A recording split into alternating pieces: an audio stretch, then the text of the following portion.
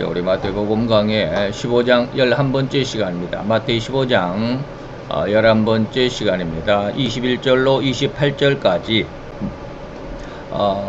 종교 지도자, 세상의 종교 지도자, 그 다음에 참된 종교 지도자의 그런 비유로 두 번째 이제 우리가 참된 종교 지도자인 예수님의 또 중간에 두 번째 이방 여인을 구원하셨다. 그래서 이방 여인을 구원하심에 대해서 원래 1시간인데 제가 어제 이제 원고를 이렇게 정리하다 보니까 너무 길어요.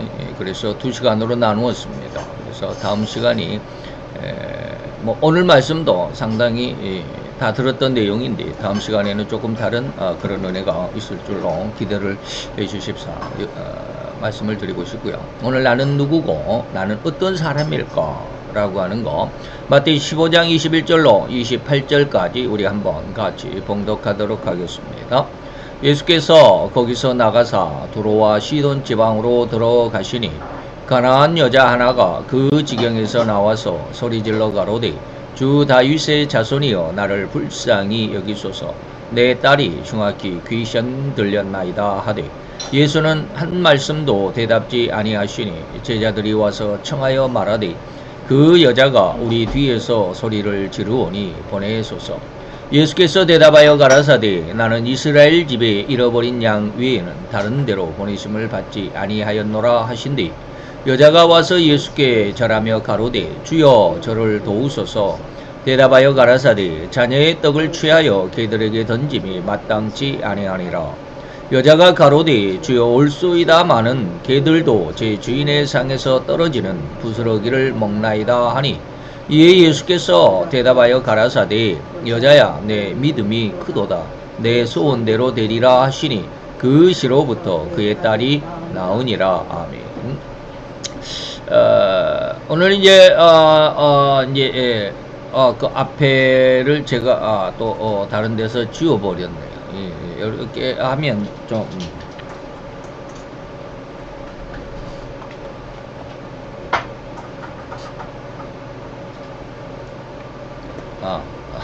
전부 다 이제 두 번째인데 두 번째 예수 참 지도자인 예수님 그 다음에 이제 가나안 여인 두 번째죠. 이방 여인을 고치셨다라고 하는데 네 가지로 제가 이제 말씀을 드리고자 했습니다. 우리가 지난 시간 이 여인이 주님을 믿었다라고 하는 것.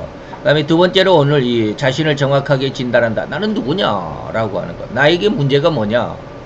나에게 부족한 게 뭐냐라고 하는 것이죠. 근데 이 부분을 제가 보니까 원고가 너무 길어가지고 어제 다시 두 개로 나누는 정리를 했습니다. 그래서 나는 누구고 나는 어떤 사람인가 라고 하는 것이죠. 그런 모습에서 오늘 한번 생각을 해보도록 하겠습니다. 나 자신이 누군지를 한번 생각해보라. 그래서 신앙을 가지고 있는 신자에게는 너무나도 중요하다. 내가 누군지를 분명하게 진단할 수 있는. 그저 오늘날 세상 사람들은 자신이 누군지 그냥 뭐라 그럴까 이렇게 좀 말하면 세상 사람들을 너무 폄훼하고 또 비하한다라고 그렇게 들을 수 있을지 모르겠지만 그저 자기 자신이 누군지 모르고 살아갑니다. 그저 세상에서 내가 직장생활 하루 일어나서 직장생활하고 돈 잘 벌고 그리고 또 하루 끝내고 또 집에 와서 가족들과 또 자녀들과 이렇게 또 때가 되면 또 이제 내일 모레면 또 설 명절인데 명절에 가족들이 모여서 오손도손하게 즐겁게 살면 그것이 참 행복이다 라고 이렇게 생각하는 그런 삶의 모습입니다. 자기 자신에 대해서는 전혀 생각하지 않죠. 나는 생각하지 않고 주변의 어떤 환경 속에서 그리고 삶의 그런 어떤 생태 속에서만 살아갑니다. 그래서 오늘 다시 한번 우리는 나 자신에 대해서 나는 어떤 존재고 나는 누군가라고 하는 거 한번 잘 생각해 보셨으면 하는 간절한 바람이 있습니다. 저도 어렸을 때, 고등학교 시절 때 친구들과 장난스러운 말을 많이 했었습니다. 그 중에 인생은 어디서 와서 어디로 가는가, 이게 철학자도 아니면서 이런 고민을 하고 그럽니다. 이런 답을 내지도 못하면서 장난스럽게 이런 질문에 답을 찾으려고 이런저런 말을 해보면서 나름대로 정의를 내리곤 했습니다. 혹시 다들 그러시지 않으셨나 모르겠습니다. 이러지 않는 사람도 그냥 살아왔는지도 모르겠습니다만, 어쨌든지 저는 친구들과, 인생이 어디서 왔을까? 어디로 갈까? 뭐, 답을 모르겠네. 예수를 안 믿을 때는 뭐 우리 조상이 뭐 누구고 우리 아버지가 누구고 우리 할아버지가 누구고 우리가 쭉쭉쭉쭉 올라가면 무슨 곰이 어쩌고 저쩌고 웅녀가 어쩌고 해가지고 당군이 어떠고 뭐 왕검이 어떻고 뭐 우리나라에는 당군 신화가 있고 막 그런 이야기들을 많이 하죠. 저는 그런 이야기들을 친구들과 많이 했습니다. 그래서 그러면서 그런 답을 찾으려고 하면 이제 철학과에 가야 된다라는 이런 말들을 많이 했습니다. 철학과에 가야 인생을 찾아갈 수 있다. 사람을 찾아갈 수 있다. 근데 저는 그래서 많은 우리 목회자들도 그렇습니다. 신학을 하기 전에 우리 자녀들은 신학을 하기 전에 철학을 먼저 시켜라. 저는 그거 무지하게 반대합니다. 옛날에는 저도 이렇게 생각했습니다. 성경을 몰랐을 때 하나님을 정확히 내 나름대로 지금 제가 하나님을 정확히 알고 있다고 자신하고 있기 때문에 이런 말씀을 드리는데, 하나님에 대해서 정확히 이런 어떤 그 기준이 서 있지 않는 그런 신앙이었을 때, 그런 시절에는요 철학을 먼저 하고 신학을 해야 된다. 세상 사람들이 다 그러니까. 그래서 철학을 하면서 인간의 어떤 그 머릿속에 뭔가를 인생에 대해서 깨우치고 난 다음에 신학을 해야 된다라고 그러는데, 저는 그런 거 절대로 반대합니다. 신학을 하기 전에 철학을 먼저 공부하면 거의 돌아오지 않습니다. 거의 돌아오지 않습니다. 모르면 거기에 빠진다 이 말입니다. 모르면 거기에 빠지는데, 제가 왜 이런 이야기를 하느냐면, 지난 시간에 제가 이런 말씀을 한번 드렸습니다. 춘향전에서 변사또의 생일잔치에 그 춘향전에 그 약혼 여인 이몽룡이 의사가 돼가지고 거짓골로 와가지고 이제 마음을 떠보려고 했다. 그래서 제가 챗 GPT에게 물어봤습니다. 이몽룡이 그 한시를 좀 찾아다오. 그랬더니 뭐 처음에는 정몽주의 단신가죠. 이 몸이 죽고 뭐 그걸 야, 너 지금 정신이니? 그거는 정몽주의 시잖아. 그걸 왜 그게 무슨 뭐 이몽룡이 춘향가에 나오는 이몽룡이 한시냐라고 막 책망을 했더니 계속 뭐 이상한 시를 막 알려주더라고요. 그래서 막 짜증을 냈어요. 내가 너는 그거밖에 모르니? 막 그랬더니 이거를 알려줬어요. 이걸 알려줬어요. 주힐배해 민고혈 오신금의 거린야 음차주의 밀루락 하시환의 귀고향. 그래서 저도 이 마지막 수를 보면서도 모르니까 제가 이제 그 이몽룡이 한시에 대해서는 한번 그런 시가 있었다라는 것만 들었지 그 내용을 모르잖아요. 뭐 제가 중학교 때인가 한번 들었는데, 귀고향이라는 말을 듣고 언제나 돌아가리, 고향으로 돌아가리, 이걸 듣고 좀 의심스럽기는 했지만 모르니까 이렇게 챗 GPT가 한 5번 실험을 하다가 이거 알려주는 게 이거니까 좀 비슷하잖아요. 술 한 잔에 백성의 고열이고 뭐 이 술을 마시면 백성의 눈물이 흐르고 뭐 이 두 구절은 좀 그럴듯해요. 근데 두 번째 행 내 몸이 지금 거지다 뭐 내가 언제 고향으로 돌아갈까 뭐 이것은 두 구절은 좀 아스까리 하면서도 그냥 그런 줄 알았어요. 그리고 제가 지난주에 한번 설명을 했죠. 빈손처 있죠. 빈손처, 우리나라의 빈손처의 오땡문 빈손처장이 우리 윤석열 대통령을 체포하고 나서는 그날 밤에 아주 만찬을 했다 그러죠. 그래서 제가 그 상황을 보면서 페이스북에 한번 글을 올려야 되겠다라고 생각하는데 갑자기 이몽룡의 그 시가 생각이 나서 그 챗 GPT에게 물어봤더니 되지도 않는 소리를 막 알려주고 그래가지고 아주 짜증나갖고 이것도 그럴싸하죠. 그래서 이것을 그런가 보다라고 했는데, 그리고 나서 지난 한 주간 어떻게 하다가 보니까 또 진짜 한시를 제가 찾았습니다. 챗 GPT에게 물어볼 것이 아니라 네이버에다 물어볼 걸 그랬어요. 네이버에다 물어보니까 챗 GPT하고 고심하고 싸우는 수고에 한 3분의 1밖에 안 들었는데 이렇게 나왔어요. 금준 미주 천일혈 준자가 아마 잔인 것 같아요. 금잔, 황금으로 만든 술잔의 아름다운 술은 천 사람의 혈, 천인혈, 천 사람의 피요 이 말이죠. 금잔, 황금잔의 맛 좋은 술은 천 사람의 피요.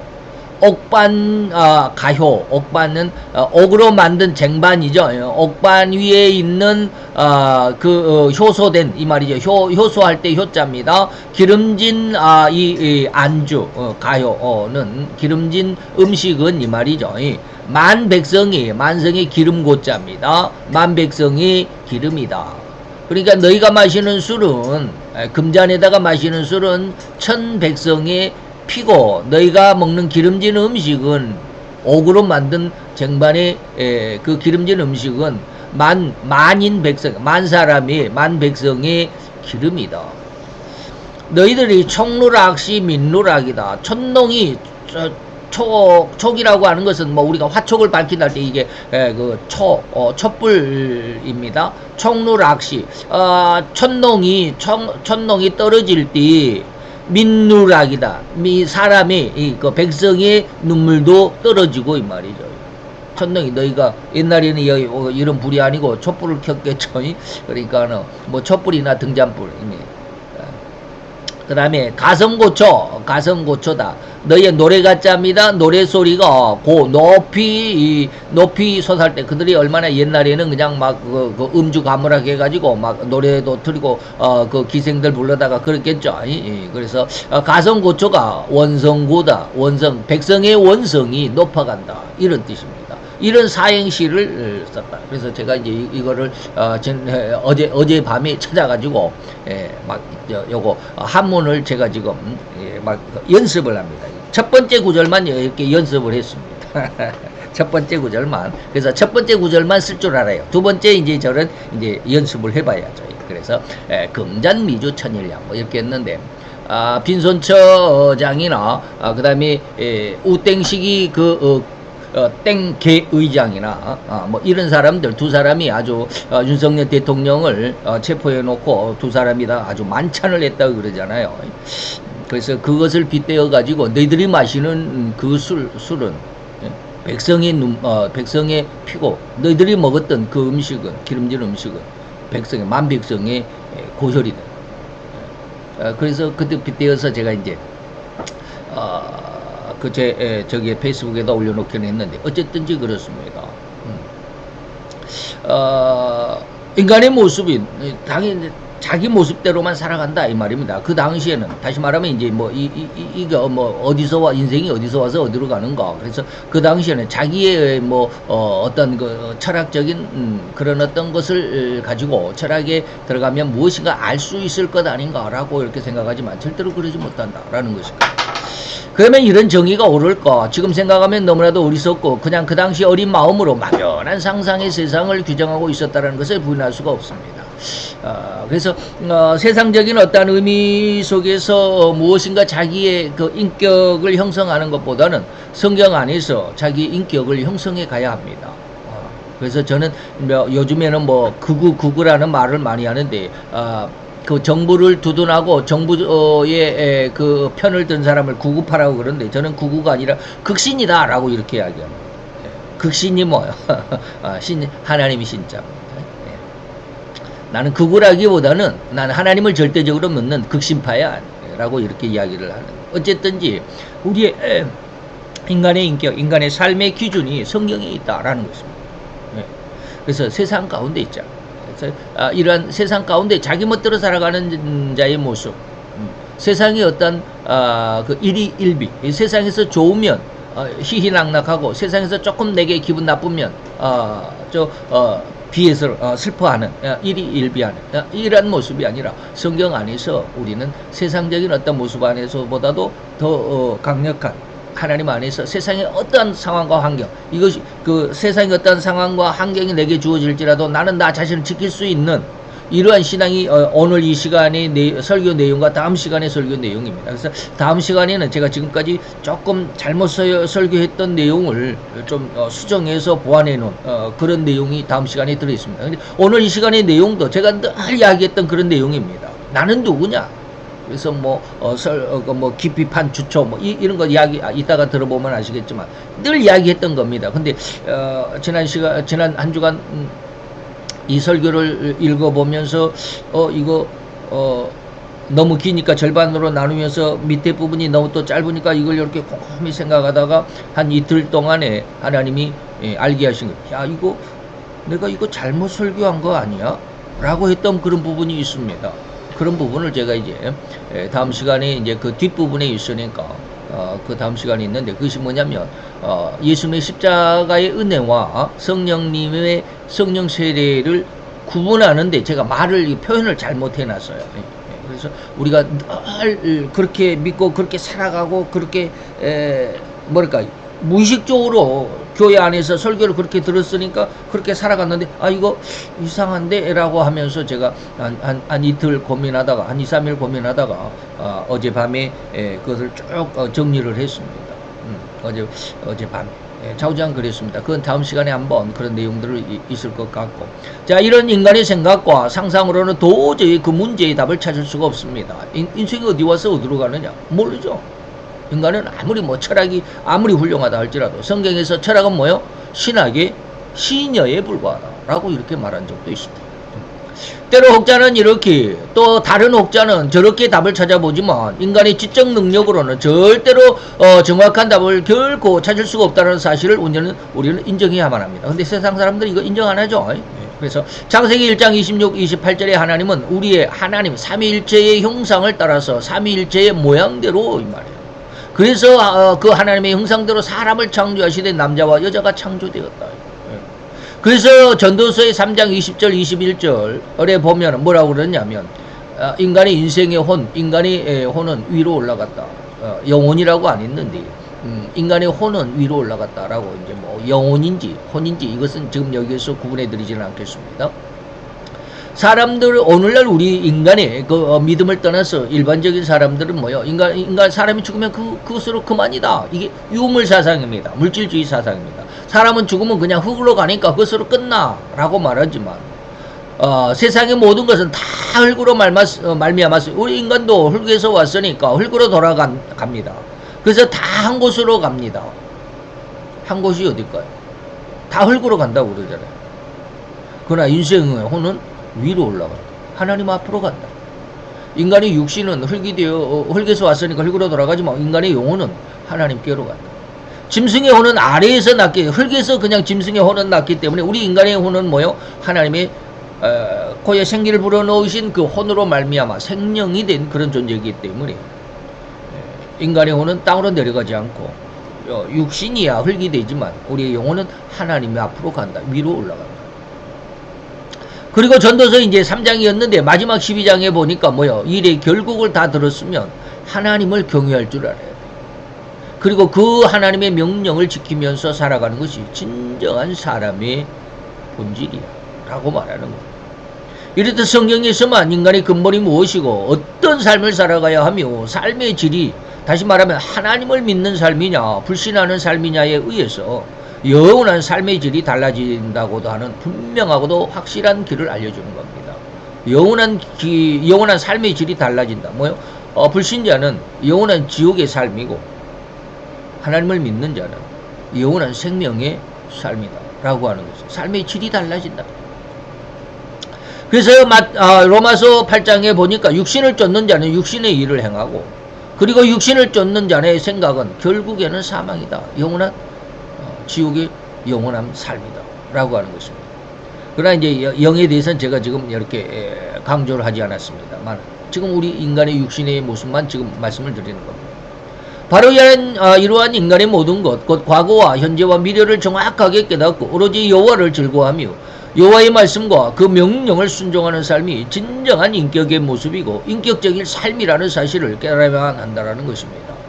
그 중에서 인간이 어떻게 죄인이 되었고 그런 죄인이 살아가는 삶의 상황이나 삶의 상태가 아니라 생태라고 이렇게 말을 해야 됩니다.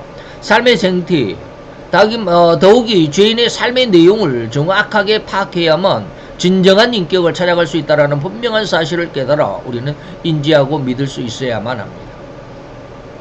그래서 이제 오늘 본문 안에는 여기 가나안 여인은 지금 자신의 처지를, 그리고 다시 말하면 자신에게 있어서 문제가 무엇인지를 철저하게 감지하고 있었다라고 해석할 수 있을 것입니다. 곧 이 여인이 자신의 신앙 상태, 그리고 자신에게 자신의 주변에 무엇이 잘못되어 있고 무엇을 더 보충해야 하는지를 확실하게 알고 있는 여인이었다라고 진단할 수 있다라는 말입니다. 다시 말하면 자신의 문제, 처지를 철저하게 깨달아야만 한다라는 말씀의 의미를 정확하게 알아야만 합니다. 즉 이것은 누가복음 6장 그리고 마태복음 7장이 말씀의 은혜와 같은데, 이것은 뭐예요? 자신의 처지를 깨달아야 한다, 자신의 문제를 알아야 된다는 것은 땅을 깊이 파고 주초를 반석 위에 놓은 사람과 같다라고 이렇게 말씀을 드렸는데, 여기 이제 앞에까지 지금 직전까지는 새로운 말이다라고 이해할 수 있지만, 지금 이 말을 함과 동시에 또 예전에 했던 설교가 반복이 된다라고 얼른 눈치채신 사람도 있겠습니다. 이것은 뭡니까? 땅을 깊이 파고 주초를 반석 위에 놓은 사람은 뭐요? 비가 내린다 할지라도, 비가 많이 홍수가 진다 할지라도, 지금 난리죠. 비가 많이 와서 지금 중국에도 비가 엄청나게 왔고, 저기 어디 동남아 어딘가도 비가 엄청나게 많이 왔다고 그러고, 미국에는 지금 로스앤젤레스가 지금 불바다가 되고, 지금 꺼졌는지 어쩐지 모르겠습니다. 지난주에 아주 난리법석이었습니다. 거기에 무슨 박찬호 우리나라 야구 선수 집이 어쨌더니 저쨌느니, 그리고 그 중에 하나 완전히 산불이 휩쓸러 갔는데 완전히 그 마을이 초토화가 되어버렸습니다. 근데 우뚝 집 한 채만 이렇게 서 있어요. 기가 막히더라고. 그래서 왜 그 집이 도대체 왜 저렇게 서 있을까라고 이렇게 봤더니, 그 집만 콘크리트 벽돌로 지었어요.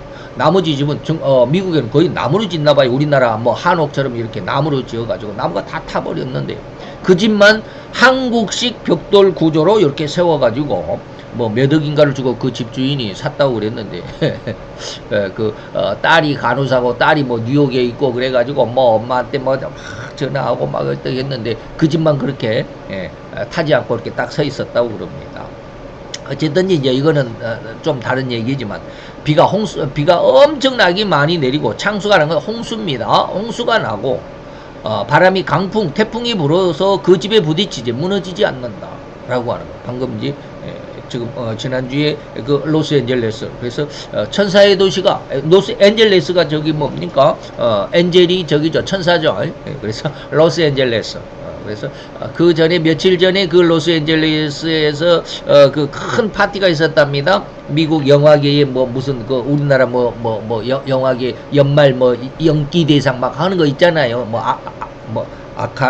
아카데미 뭔가 그거 있죠. 그거 시상식을 하는데 그 여자 그 MC가 막 그랬대요. 우리에게서 가장 뭐라고 그랬지? 단어를 한번 찾아봤는데, 무슨 단어는 몇 번이 나와가지고 1순위, 그래가지고 3순위에 보니까 단 한 번도 이 단어가 나오지 않았다라고 한 단어가 무슨 단어냐? 그게 가시였다. 하나님은 단 한 번도 그 단어가 나오지 않았다라고 이렇게 조롱 섞인 말로, 내가 영어를 못 알아들으니까 어떻게 그 뉘앙스를 잘 모르지만 그 밑에 해석이 그래요. 하나님은 단 한 번도 언급되지 않았다. 그리고 나서 며칠 지나서 로스앤젤레스가 그렇게 불바다가 되어버리고 말았습니다. 그래서 그런 어떤 상황 속에서 전혀 무너지지 않을 그런 집이 바로 오늘 이 시간, 그것을 비유해서 우리 신앙 속에 우리가 철저히 하나님에 대한 신앙을 가져야만 된다. 이거 바로 주초를 깊이 판다 라고 하는 의미입니다. 이것은 철저한 회개를 의미합니다. 이제 본격적으로 제가 늘 말씀드린 반복되는 이야기죠. 그래서 세 가지가 있는데, 철저한 회개고 주초를 깊이 판다라는 의미는 이제 다음 시간에 또 다른 의미로 이제 말씀을 드리도록 할 것입니다. 철저한 회개라는 의미는 또한 정확한 해석이 필요한 부분이기도 합니다. 과연 무엇을 철저한 회개라고 하는지 말입니다. 우리 신자들은 절대로 하나님 앞에서 죄를 회개해야만 신자가 되고 구원을 받는다라는 것을 모르는 사람은 없을 것입니다. 다만 이 회개가 2번 있어야 한다. 성도는 회개를 2번 해야 된다. 이건 제가 만들어낸 말입니다. 다른 어떤 목사님은 이런 말을 전혀 안 해요. 저희 스승 목사님도 이런 말씀은 안 하십니다. 근데 제가 이제 만들어냈습니다. 공부하다 보니까 이것을 이렇게 말하면 좋겠다 해가지고 2번의 회개라고 이렇게 제가 이제 말을 만들어낸 것입니다. 2번의 회개가 있어야만 한다는 사실을 아는 신자는 그리 많지 않다고 진단해도 과언은 아닐 것입니다. 바로 이런 두 번의 회개를 마태는 10년 가난과 애통이다 라고 이렇게 말하고 있습니다. 그래서 마태 5장 3절에는 10년이 가난한 자 그리고 애통하는 자다 라고 이렇게 4절에 따로따로 구분해 놓았습니다. 이거 누가 그랬어요? 예수님이 하신 것입니다. 근데 우리는 이것을 혼합해서 두 개를 다 한꺼번에 그냥 짬뽕 이렇게 섞어가지고 말을 해서 10년 회개 안 할 때 막 그냥 막 가슴을 막 퉁퉁 치면서 그냥 이 가슴이 터지도록 울며 불며 그냥 애통하는 것이 10년 회개다라고 이렇게 두 개를 한꺼번에 이야기를 하는데 그래서는 안 된다라는 거죠. 다시 말하면 이 10년간은 가난이 회개라는 이라고 그래야죠. 회개라는 사실을 모르는 목회자나 설교자는 없을 것입니다. 그런데 애통함이 또 다른 회개라는 사실을 아는 목회자나 설교자가 그리 많지 않음이 저는 안타까움과 아쉬움을 금할 수가 없습니다. 상당히 많은 사람들이 이 10년 가난과 애통을 혼합해서 사용하거나 해석하고 있는 형편이기 때문에 그리고 이것이 이러한 해석이 더욱 많고 더욱 넓게 퍼져 있음을 부인할 수 없는 이런 상황입니다. 그러나 절대로 이 둘은 각기 다른 의미입니다. 또 함께 혼용할 수 있는 그런 의미가 아닙니다. 전지하신 하나님이신 예수님이 이를 혼동하는 위험을 몰라가지고 이렇게 달리 표현했을 리가 없겠죠. 또한 이 둘의 축복이 각기 다르다는 점. 다시 말하면 10년 가난의 축복은 뭐요? 천국이고 애통하는 자의 축복은 뭐요? 위로를 받는다. 그래서 요즘에 제가 이제 이 원고를 쭉 계속 이렇게 정리를 하면서 위로가 뭐냐? 위로가요. 요즘에 하나님께서 제게 주신 은혜는 이게 그거구나라고 제가 좀 느끼는 게 있습니다. 그게 바로 이제 영성인의 은혜인데 그것과 연관을 하나님이 시켜주셨습니다. 그래서 그런 거는 나중에 말씀을 드리겠습니다. 그래서 이미 앞서 마태오 5장에서 우리가 지금 몇 장입니까? 15장이니까 이미 앞 5장에서 자세하게 설명드렸던 자세한 내용은 마태오 5장을 참조해 주시고요. 먼저 창세기 2장 17절에서 선악과를 절대 먹지 말라는 엄명을 인간이 다시 말하면 인간이 어떤 상태냐라고 하는 걸 지금 다시 한번 여러분들에게 반복해 드립니다. 그래서 하나님의 징계와 징벌을 받아야만 했고 그 결말은 정녕 죽어야만 했던 것일까라고 하는 것이죠. 그래서 선악을 알게 하는 나무, 선악과죠. 이것을 먹지 말라 했는데 그것을 먹었다라는 것이죠. 그래서 내가 먹는 날은 정녕 죽을 거야 라고 합니다. 그런데 이때 죽은 것은 진정 무엇이었을까? 정녕 죽으리라 했으면 선악과를 아담과 하와 두 사람이 다 먹었지만 그 즉시는 죽지 않았죠. 이후에 아담은 930세까지 장수했습니다. 그래서 창세기 5장 4, 5절에 보니까 아담이 셋을 낳은 후에 가인과 아벨을 낳았다가 나중에 이제 아벨이 죽고 나서 이후에 몇 살 때 셋을 낳았는지 모르지만 셋을 낳은 후에 800년을 지냈습니다. 그리고 930세에 죽었다. 930세를 향수하고 죽었다. 그러니까 130살 때 그 셋을 낳았겠죠. 그러면 이제 가인과 아벨은 몇 살 때 낳았는지 모르겠습니다. 그래서 930세 그러니까 이거 930세까지 살려면 저는 아마 그냥 복장 터져서 죽을 것 같아요. 세상이 너무 힘드니까 말썽이 너무 많으니까 요즘 같은 세상에 930년 살라고 그러면 살겠습니까? 이 땡맹이가 저렇게 난리법석을 피고 빈손처장도 빈손으로 갈 걸 왜 그렇게 난리법석을 치고 나라를 그냥 들었다 놨다 난리법석을 치고 이름이 그래 이름이 제가 그래서 그 인터넷 제 페이스북에다 그거 올려놨어요. 빈손으로 와서 빈손으로 갈 거면서 왜 그렇게 난리법석을 피웠냐 이 빈손처장아 그래. 이름이 그러잖아요. 어떤 사람도 그래요. 공수래 공수처다. 그리고 공수가 뭐예요? 빈손이잖아 빈손. 빌공자 손수자. 빈손처장. 그렇습니다만 어쨌든지 하나님께서 정녕 죽으리라 하신 말씀을 아담과 하와가 선악과를 따먹은 바로 그 즉시로 아담과 하와는 죽었습니다. 정녕 죽으리라 먹는 날 정녕 죽으리라 너 죽었어 이 말. 근데 아니 안 죽었잖아. 아담은 930세까지 장수했는데 이 선악과를 먹는 때는 어느 때예요? 아직도 가인과 아벨을 낳기 전이에요. 130살 때 셋을 낳았다고 그랬잖아요. 그러면 가인을 몇 살 때 낳았는지 100살이 안 됐을 때 낳았을 수도 있잖아요. 그러면 이 선악과를 먹는 때는 어떻게 해요? 100살이 안 됐을 때 인간이 지어진 다음에 아담과 하와가 지어진 다음에 이 말이에요. 얼마 되지 않아서 선악과를 먹었습니다. 뭐 이해가 됩니까?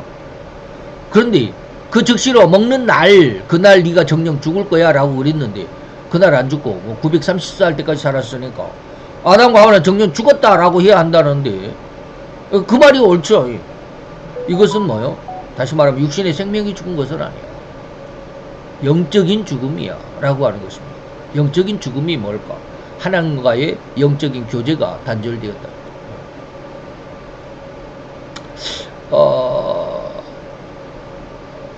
제가 한 사람을 만났습니다. 그래서 제가 그 말을 했습니다. 안 믿는 사람이었기 때문에 내가 만약에 나는 영어를 전혀 몰라. 그런데 내가 미국 사람을 만났어요. 그래서 미국 사람이 나에게 막 영어로 짓거리는데 내가 그 말을 알아들을 수 있나? 전혀 못 알아들어요. 지금 텔레비에 미국 방송, 영어 방송 틀어놓으면 전혀 한마디, 한마디 알아듣지 못합니다. 무슨 소리 하는지 몰라요. 그러면 뭐 관심이 있을까 없을까? 말을 못 알아듣는데 무슨 관심이 있겠어요? 관심이 안 가요. 그러니까 점점 더 못 알아들어. 그게 대화가 안 돼. 교제가 안 돼. 이게 너는 너고 나는 나야. 전혀 관심이 없어요. 그런데 그 사람의 말을 내가 알아들으려면 어떻게 해야 돼? 내가 수고를 해야 돼. 무슨 수고를 해야 돼? 내가 영어를 열심히 공부를 해야 돼. 그래가지고 알아들을 수 있도록. 영어가 무슨 뜻인지, 무슨 말을 하는지 알아들을 수 있도록 내가 영어를 열심히 공부하면 나중에 대화가 될 수 있어요. 바로 이겁니다. 내가 하나님을 왜 모를까? 하나님의 말을 내가 못 알아들으니까 몰라요. 그러면 어떻게 하면 하나님의 말씀을 알아들을 수 있을까? 열심히 내가 성경을 공부하는 거예요. 하나님의 말씀이 성경을 공부하는 것이고 열심히 하나님의 말씀을 알아들으려고 입에서 주절거려야 돼. 다시 말해 기도를 열심히 해봐야 돼. 그러면 하나님이 내게 주신 말씀을 들을 수 있습니다. 제가 그래서 늘 이야기합니다. 성경을 최소한 100번만 읽어봐라. 나는 500번 읽으라라고 그러는데 신약 성경만이라도 100번만 읽어보고 기도는 최소한 하루에 1시간 반, 90분씩 최소한 10년은 정도 해봐라. 그 정도 수고도 안 하고 무슨 하나님을 만나겠다라고 그래요. 그러면 반드시 하나님 말씀이 들려집니다. 이거 뭐예요? 내가 열심히 영어 공부를 하니까 미국 사람과 대화를 할 수 있잖아요. 뭡니까? 개그맨 김영지열 씨 알죠? 우리나라 사람 중에 미국에 안 가보고 미국인처럼 발음하는 최고의 영어 발음하는 사람을 김영철이라고 그래요. 그 사람은 어떻게 공부했다고 그래요? 몰라도 그냥 4년 동안 줄고 4년 동안 영어 학원을 다녔대요. 계속 이 4년을. 그러다 보니까 영어 무지하게 잘하잖아요. 발음이 너무 좋잖아요. 그렇게 수고해야 영어가 말을 할 수 있는 것처럼 우리가 성경을 공부하고 기도를 많이 하고 그래야 하나님의 말씀을 들을 수 있을 거 아니에요.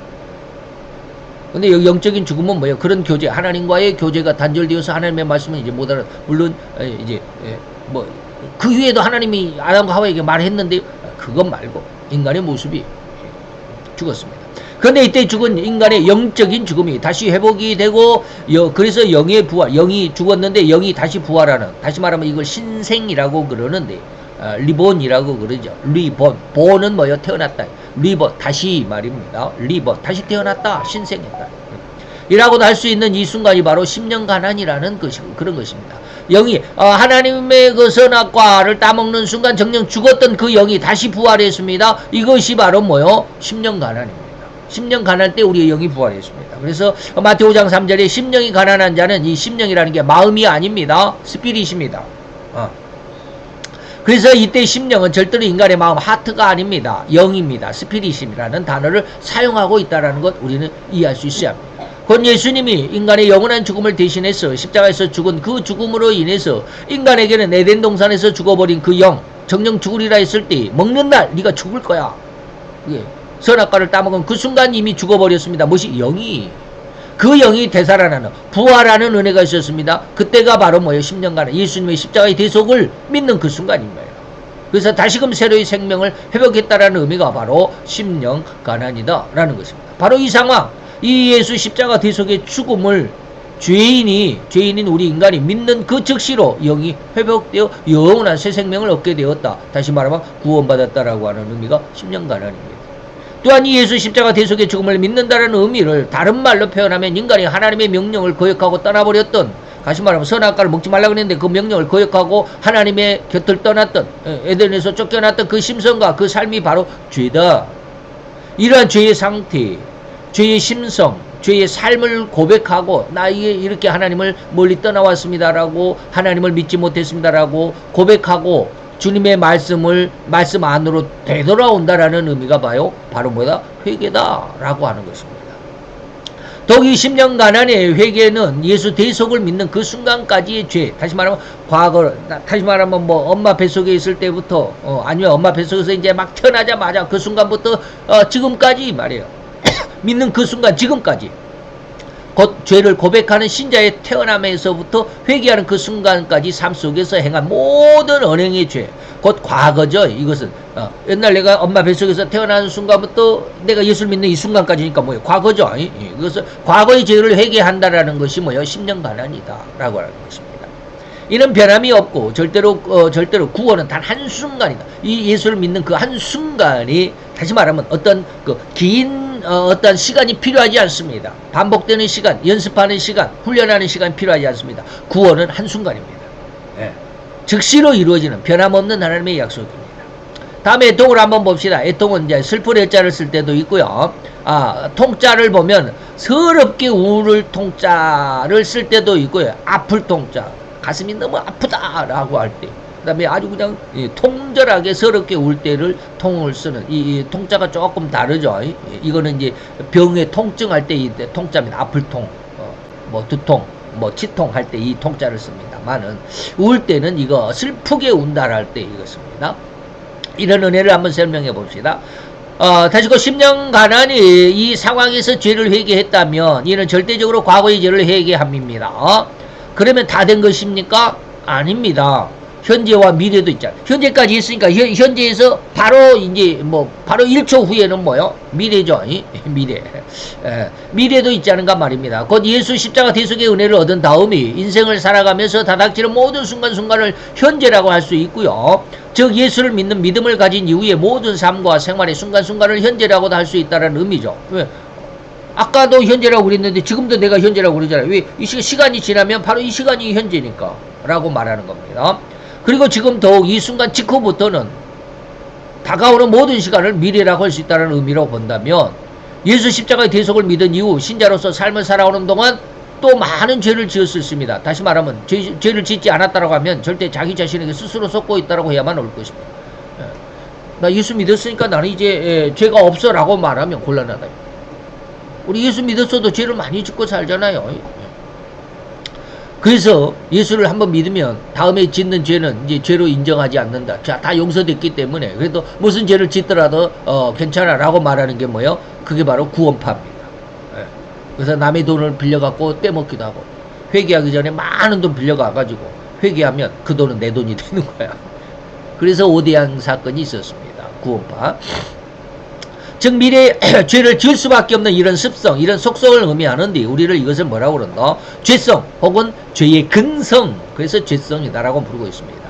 애통한다라는 이 의미는 바로 이 죄성, 죄의 근성과 절대적으로 관련이 있는 의미로 해석해야만 하는 것입니다. 그래서 자기의 죄, 곧 과거의 모든 죄, 자기가 살아오면서 지었던 모든 죄, 이거는 미래를 살아가 보지 못했고 죄가 있을 리 없다라는 것을 다시 말하면 이때의 회개는 예수님 십자가 앞에서 회개는 미래의 죄는 우리가 상상할 수도 없죠. 그때는 살아가 보지 않았으니까 내가 무슨 죄를 지었는지 모르잖아요. 그러니까 미래의 죄는 여기 해당하지 않습니다. 이것은 용서를 받아서, 다시 말하면 과거의 죄는 다 용서를 받아서 천국의 삶을 살아가는 인생에서 가장 아름다운, 가장 즐거운 삶을 살아간다는 의미이기도 합니다. 첫 번째, 구원의 은혜를 받았을 때 말이죠. 그런데 그렇게 천국의 기쁨을 누리면서 신앙에 더욱 박차를 가하듯이 신앙 성장 과정 중에서 급기야 자기 속에 들어있는 죄성, 방금 말했던 이 죄성, 죄의 근성, 이 죄의 근성을 깨닫게 된다는 것입니다. 바로 이런 상황에서 자기의 죄성, 죄의 근성으로 인해서 이런 죄로 고통에 호소를 했던 사람이 바로 사도 바울입니다. 그래서 내 속 사람, 내가 한 법을 깨달았어. 난 예전에 몰랐거든, 이 말이에요. 선을 행하기를 원하는데 나에게 악이 있어. 그래서 내 속 사람은 하나님의 법을 즐거워하지만 내 육체, 내 지체 속에는 다른 법이 있는데 이것이 내 속 사람인 내 속 마음의 법과 싸워서 하나님의 법을 즐거워하는 이 마음의 법과 싸워서 내 지체에 있는 죄의 법 아래로 나를 항상 사로잡아가. 나는 그래서 늘 이것이 항상이란 말은 늘 단 한 번도 하나님의 선한 법이 이겨본 적이 없다 이 말입니다. 오라 나는 공고한 사람이다. 이 사망의 몸에서 누가 나를 건져낼 건가? 라고 하는 곧 예수를 믿는 믿음의 최정상이라고 할 수 있는 가장 최고 신앙의 시기에 갑자기 사도 바울은 이렇게 자기 속에 들어있는 죄를 발견했던 것입니다.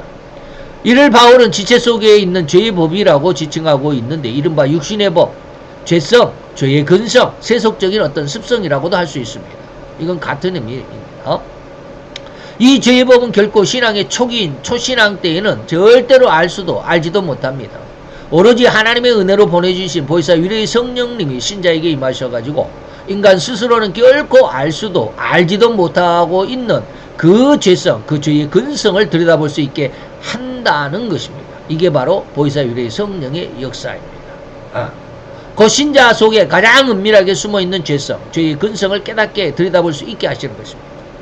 그래서 예수님은 육신의 생의 말기에 이렇게 유언하셨습니다. 그래서 요한복음 16장은 예수님의 유언장입니다.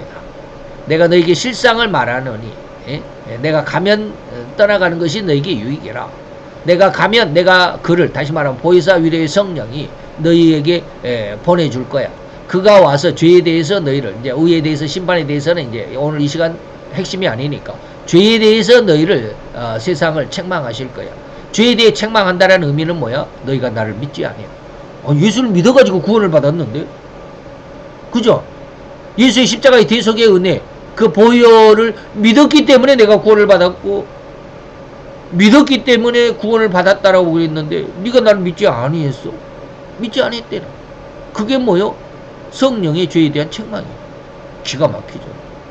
죄인의 죄를 깨닫게 하고 그 죄를 회개하도록 하는 은혜는 예수 십자가로 이루신 대속의 은혜입니다. 신자의 마음속에 숨어있는 죄의 근성, 죄의 죄성을 달 수 있는 은혜는 오직 성령 하나님의 사역이라고 해야 합니다. 자, 이 말을 이해할 수 있어야 합니다. 과거의 죄인의 죄를 깨닫게 하고 그 죄를 회개하도록 하는 은혜는 예수 십자가의 대속으로 십자가로 이루신 대속의 은혜다. 죄를 회개하는 은혜입니다. 네, 과거의 죄. 그러나 신자의 마음속에 숨어있는 죄의 근성, 죄의 성을 다룰 수 있는 은혜는 다루는 은혜는 그래야 돼요.